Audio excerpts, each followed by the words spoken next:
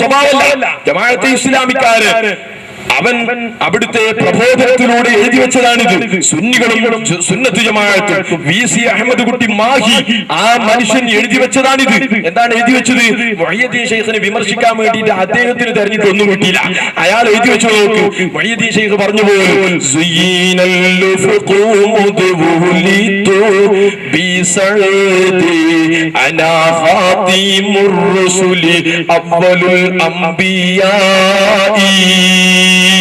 എന്താണ് അർത്ഥം?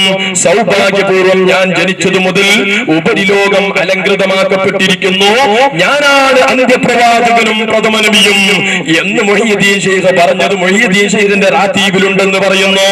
ഞാൻ വെല്ലുവിളിക്കട്ട ജമാഅത്തെ ഇസ്ലാമിക്കാരാ, റാത്തീബാണ് ഞാൻ കൊണ്ടുവന്നിരിക്കുന്നത്.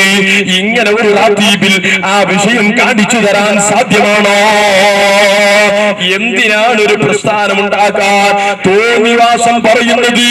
എന്തിനാണ് ഇമാമിങ്ങളെ കളവാക്കുന്നത്? എന്തിനാണ് അല്ലാഹുവിന്റെ ഔലിയാക്കളുടെ ഗുരുത്തക്കേട് വാങ്ങുന്നത്? നോക്ക് നിങ്ങൾ,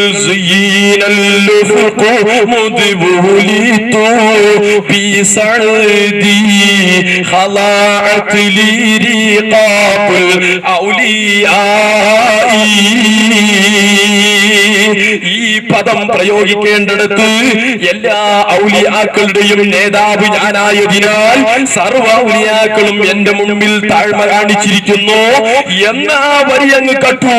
എന്നിട്ട് റസൂലുള്ളാഹിന്റെ മഹത്വം പറയുന്നിടത്തുള്ള വരിയെടുത്തു, അന എന്ന് ചോദിച്ചു കൊടുത്തു. എന്തിനാണ് ഇങ്ങനെ വിമർശിക്കുന്നത്? കട്ടിട്ട് എന്തിനാണ് നിങ്ങൾ ഒരു പ്രസ്ഥാനം ഉണ്ടാക്കുന്നത്? ഇത് ജമാഅത്തെ ഇസ്ലാമിക്കാരനുള്ളതാണ് ഞാൻ പറയുന്നത്. എന്നിട്ട് നോക്ക്, എന്റെ വല്യപ്പ ആരാണെന്നുള്ള മഹത്വം വളരെ ബഹുമാനത്തോടുകൂടെ മുഹയ്യിദ്ദീൻ ശൈഖ് പറയാണ്. മിസ്ലുൽ മുസ്തഫ തിഹാമി യുജദി ഖദീമുർ റസൂലി അവ്വലുൽ അംബിയാഇ. എന്റെ വല്യപ്പാരാന്നറിയോ?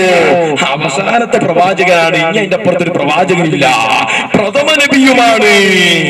ഇതാണ് എന്റെ വല്യപ്പ. അങ്ങനത്തെ വല്യപ്പാരാണ് എനിക്കുള്ളത് എന്ന ബഹുമാനുള്ള വാക്ക് പറഞ്ഞപ്പോ അവിടെ ഖാതിമുർ റസൂൽ അവ്വലുൽ അംബിയാഇ എന്നുള്ളത് ഖവാതുൽ ഇഖാബുൽ ഔലിയാഇ എന്ന വരി അങ്ങ് മാറ്റി അവിടെ വെച്ചു കൊടുത്തു.